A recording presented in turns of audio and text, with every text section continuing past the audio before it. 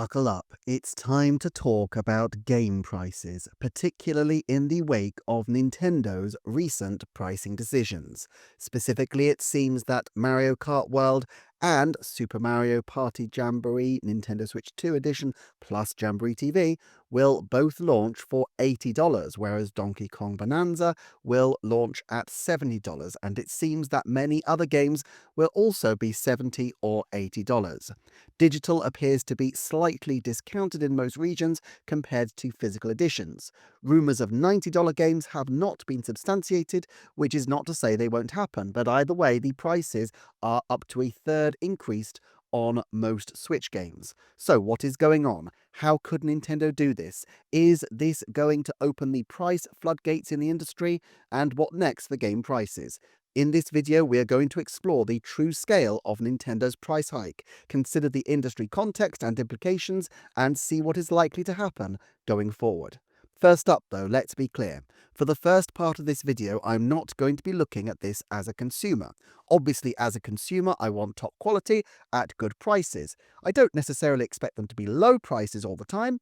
Most of commerce operates on a principle of some degree of reciprocity, and we understand that value is worth paying for. I want the people who make my games to be remunerated fairly and, in an ideal world, in some degree of proportion to the quality and quantity of entertainment that they have provided me. But even then, as a consumer, I have to juggle all sorts of other financial considerations when making a purchase. There is a lot to be said about how companies could, should, and do price their games according to the specific needs and requirements of their marketplaces, including their customers' ability to pay. And I will touch on this later in the video and link you to a previous, much deeper dive of mine into this topic if you want more on this subject. But right up, let's take a look at the scale of Nintendo's price bump for its games with one shocking graph. I have taken the standard retail price at launch for consoles in US dollars, adjusted them for the inflation rates for the year of their release, rounded to the nearest $10 to account for the fact that consoles release at different times of the calendar year, and we get the graph we see on screen. Yep, inflation adjusted, Nintendo have not changed their game prices for decades. $60 for the Switch Breath of the Wild at launch is now worth a little shy of $80 if you just do the 2017 to 2025 calculation, but given that Switch 2 is launching a little later in the year, about 3 months later, it's a perfect match just about. And here is the grim truth, and remember, we're looking from Nintendo's eye view for the moment. Nintendo is actually holding back in places where it could be a lot greedier. Look at Donkey Kong Bonanza, a mechanically ambitious, complicated conceit. Tick. What appears to be a huge, graphically lavish 4K world. Tick. Likely the product of one of their absolute A teams. Tick. Price $70, less than a standard Switch game at Switch's launch adjusted for inflation. I expect it won't be quite so vast as Super Mario Odyssey, and we know that the production group almost certainly has a Mario game coming out in the next year or so as well, but it's still a big deal. Of course, inflation is not the only consideration at play. Nintendo currently is making outsized profits from its international sales as a result of the weak yen. Every dollar or euro spent translates to, by historical standards, a larger amount of yen than normal. But the new leadership in both Japan and America have explicit policy goals to reverse this difference. America wants a weaker dollar so that it can reindustrialize and start to export more. The Bank of Japan would like imports to be cheaper as they are especially dependent on imported energy, which contributes to the cost of living in Japan. Currently, the situation favours a company like Nintendo, which predominantly exports to the rest of the world in a massive way, but that will change. In 2012, the situation was quite different, and Nintendo struggled with the relative strength of the yen compared to other currencies. Nintendo as a company has not just a wish, but a fiduciary duty to shareholders to responsibly manage the risks associated with currency transactions, and one way that they can do this is to ensure, as Nintendo do, that when circumstances are benign, they prepare for difficult times. Nintendo also is in a situation right now where the company is making huge investments. Their staff numbers are escalating. They have a new building under construction for all their developers. They are buying companies and investing in theme park merchandising and film opportunities. Hopefully, these will pay off for them. But one only need look at the story of the two different Super Mario Bros. Movies to see that there are huge potential risks. The Zelda movie will be supported, I've no doubt, by a ton of merchandise, game releases, and other outlay. If it tanks, it wouldn't just render this outlay wasted, but it could damage the brand long term. This is tightrope stuff. Nintendo is lucky at the moment because video game movies are in, but they're only in because comics have been perceived to be run dry, and so Hollywood has discovered a rich seam of readily adaptable marquee properties with dedicated core fan bases that will drive hype and broad potential market appeal. But this won't last forever, and Nintendo knows this. Same with consoles. I think, despite the current dismay at Nintendo's pricing choices, that Switch 2 will be a solid success, and perhaps even a strong success. But Nintendo has recent experience, of crushing failures. And when those failures happen, they haven't initiated mass layoffs in the past of their key individuals. They've doubled down, they've backed their creatives, and they've stuck it out to make sure that new and even more ambitious games come along in the fullness of time. Of course, game prices also protect people's livelihoods, not just the game developers. Look at Retro, which went 9 years between Donkey Kong Country Tropical Freeze and Metroid Prime Remastered, and presumably still were paid on time at the end of the month, and in fact were grown and developed as a company and now have created what truly looks to be one of the greatest Metroid games yet. But also, the people working in stores for whom the sticker price determines the margin that they can take, who are also being buttressed by inflation, who also would like a pay rise. Nintendo's habit of keeping its prices high may frustrate, but it is a good deal for their retailers who don't run the risk of making tiny margins on bargain bin games because publishers drop the price like a stone after a couple of months. Nintendo has also, I think, tried to be pretty generous by its own lights. Yet again, I have to emphasize, I know there are different perspectives on this, but let's drill into the Nintendo of it first. They appear to be pricing physical editions more highly, but these game cards have significantly more storage than the Switch cards. They have passed this cost to consumers for physical, but they have made the choice not to do this for digital. What this means, going back to our inflation graph, is that for digital games, Nintendo are actually making less money gross per purchase than they have made for years per new first-party game sold. Now, clearly, we know that this isn't the case, and that because direct sale has fewer costs, from the lack of retail cut to the lack of costs for manufacture and distribution, it is worth it for Nintendo for people to buy their games digitally as opposed to physically. They're not dropping the price just out of charity. But from their perspective, they are doing something that is pretty good and allowing people to purchase games at a price that is, relatively speaking, low. If people want to be game collectors, fine, but they do pay a slight premium for the cost of the physical media. Nintendo also have to think about the console prices. Switch 2 is clearly juicier and more refined than its original, but it is also simply bigger. Physically, there's more stuff in it, and even if you say that processing power dollar for dollar is up on 2017, the physical manufacture of the system incurs costs. Therefore, although $450 is slightly more than inflationary, I really don't think, and I have another very long video which painfully went through this a few weeks ago, that $450 is an over-the-top price given the cost considerations at play. The reality is, I suspect, that we will find that their margins on each console are lower than the Switch OLED, partly because the new tech is generally run at tighter margins. As production ramps up, efficiencies emerge from producing at scale, the so-called economies of scale, which mean that a well-oiled and established production machine can operate more cheaply than a production line on day one. But if companies have to chop and change suppliers for whatever reason, trade issues, military tensions, there are lots of things going on in the world that could trigger such a change. If this happens, they will not be able to rely on long-term savings strictly through economies. It strikes me, therefore, that they could have charged $500, but they chose not to. And why? Well, the same reason every console manufacturer, including Nintendo, despite their reputation to the contrary, tries to bring down the price as much as they can. If they can bring more people onto the ecosystem, they will earn more off the games in the long term, or at least that's the theory. But that maths only works if you maintain the price of the games in real terms. $80 does this, $70 does not. And I've yet to deal with an issue that has been a major talking point for this discussion for a long time: the scale of games. Time was one or a handful of people could put together a game and sell it for top dollar, as it was at the time. Nintendo's core team in the 90s was around 20 or 30 people on most games maximum, sometimes far less. Now it is hundreds, and on big games, even thousands of people, and often employed for years and sometimes a decade or more before producing anything that sells. Now, you might say, wait a minute, the film industry manages to make its products broadly affordable and they have similar large costs. And sure, the film industry does. But firstly, they incur massively high risk. The next film out might be Avengers Endgame, or it might be John Carter of Mars in terms of box office.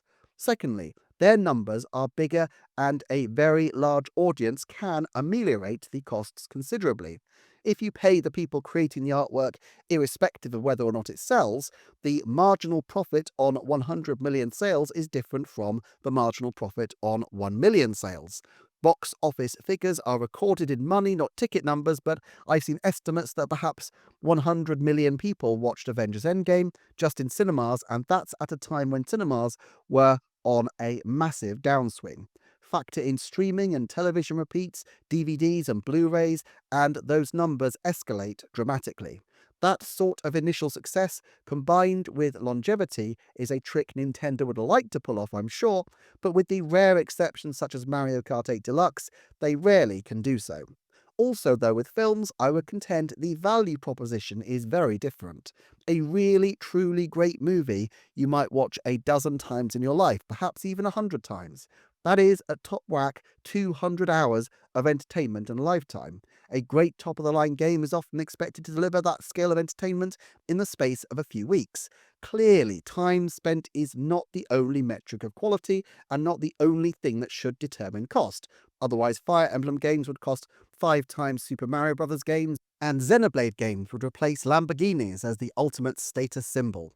And maybe we should want a world where hyper-affluent city slickers remove their pocket squares and replace them with ostentatiously placed copies of Xenoblade Chronicles 3. But more realistically, people's assessment of value is created by a common agreement between the purveyor of the entertainment and the audience. The audience can withhold money and force a change that we saw with the N64's prices, for example, giving way to the far lower prices of the GameCube. I'm sure that wasn't the only issue affecting that console's long-term fate, but it didn't exactly help the dear old N64 that the games cost so much. But equally, the game creator can say, no, this is the market value of the artwork I have sweated blood to create. I will not debase myself by charging less. Reggie Fils-Aimé's excellent memoir Disrupting the Game recounts a similar discussion between himself and Miyamoto on the proposal to offer Wii Fit as a pack-in title. Of course, it's not always the case that an increase in price will be passed on to the game artists in question, but all the evidence is that Nintendo does remunerate its employees fairly. I'm not saying that the international corporate monolith is some kind of squeaky haloed angel of benevolence immune from greed and grubby practices, and I've looked in other videos at some of Nintendo's less reputable moments. I'll link one of those at the end. But they do seem to want to do right by their key game developers, and it's in their interest to do so anyway, as the value on the video game market for people with Nintendo experience is very high. Kentaro Tominaga's choice to leave the Zelda team to develop Infinity Nikki probably wasn't simply motivated by a wish for creative freedom, but I'm sure Chinese corporation Paper Games paid huge money as well. In fact, we know China in the early part of this decade was aggressively trying to scoop up top Japanese talent to grow their own game industry. So, from Nintendo's point of view, With Switch 2, Nintendo hasn't bumped their prices in real terms, and if anything, they have subtly reduced digital prices. Because it has been over 80 years since the last console, this appears to be a very big proportionate increase, and of course it is. But that's kind of being a victim of their own success, and because they only once, with Tears of the Kingdom, tried to price a standard game any higher. If they had tried to increase the prices of Switch games in the middle of the Switch's life cycle, then yes, potentially there would have been less of a shock from the increase going forward. But they chose not to, and that, in its own way, is commendable. People have also noted that doing this opens the door for other companies to justify increased prices, to which I say, yeah. Nintendo has close relationships with these companies. Do you think any of them want to be the first to say, actually, this title we're making exclusively for Switch should be more expensive than the new Mario Kart? Of course not. Nintendo takes the flak because they can absorb it, given the huge demand for the system, and it allows their publishing partners to avoid that kind of opprobrium when they themselves might not have quite such deep pockets as Nintendo and might not be able to weather such a negative reaction. This builds better relationships with third parties and allows Nintendo to maintain its large suite of supportive developers. Okay, all that is well and good from Nintendo's point of view, but let's look at the real world. People have mortgages and debts, and the prices of everything are high, and how on earth are people meant to actually afford video games? In some parts of the world, it's even worse. Because Nintendo tends to price by region, but the adjustments usually end up being rounded to some degree to find a price point that looks sensible on the market, some places have prices that are even more excruciating than the American figures I have been discussing. At the risk of fully leaning into my old man shouts at clouds era, I have a slightly different perspective on this just because I grew up in the 90s and games were like gold dust. I remember as a child the awe of someone who had a mighty 5 games. Eye-wateringly expensive doesn't even come close to describing the games of this time. Turok on N64 was $80 in the US at launch in 1996, nearly 30 years ago. That game would cost over $160 today. Suffice to say, I never played Turok, and Turok was an outlier, but not by much. The vast majority of Mega Drive and Super NES games were, inflation adjusted, over and usually way over the prices of today's games. Sonic 3 retailed for the equivalent of $150. Personally, I've never lost a slight wonder at the fact that games are extreme luxury items, but with the kind of discounts often available through point systems and retail deals, even brand new Nintendo Switch games today put me out of pocket less, or at most the same as, Sonic 3 did 3 decades ago. But now, after all this time, Turok prices are back. This is called the anchoring effect. Basically, prices appear reasonable or unreasonable because you judge them relative to a standard or an anchor that has already been set in the past. In this case, my anchor is the prices I experienced as a child. For many people, their anchor is the prices that they experienced more recently. People use anchoring for all sorts of reasons in negotiations. It's why throwing an unreasonably high number out in price negotiations and then backing away is in theory quite a good strategy if you want to sell for more.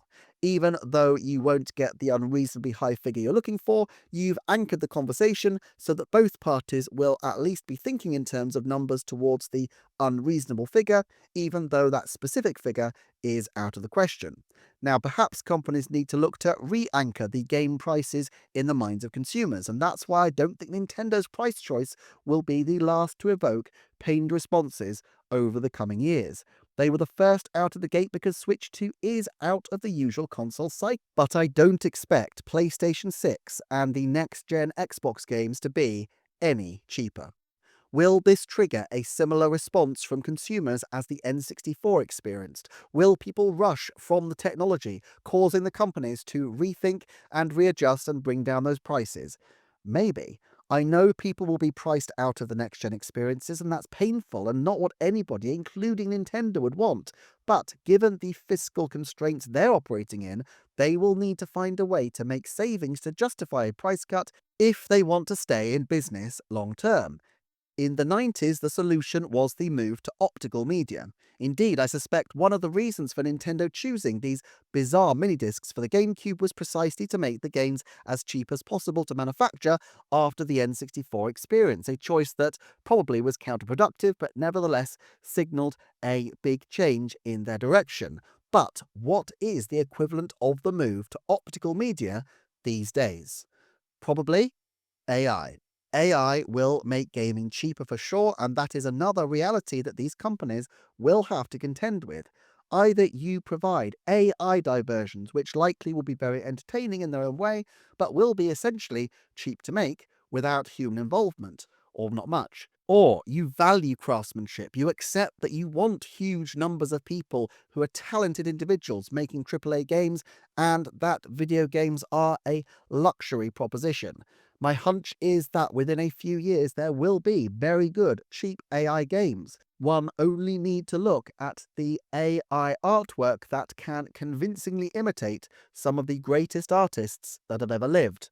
But if you value what Nintendo is doing, if you value their Kyoto-inspired craftsman-like approach to gaming, $80 is their price. It's the same price they have always charged in real terms, and while they aren't making concessions to consumers given the market conditions, nor, in all fairness to them, are they price gouging.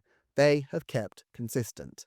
Now, there are questions to be asked about the relative value of different games. Why is Luigi's Mansion 2 HD a $60 title just the same as Breath of the Wild? Also, you may wonder about the factors affecting console prices and the Switch too. And you may want to know about Nintendo President Furukawa's brush with a rather dubious business practice of times gone by. These videos on screen have you covered.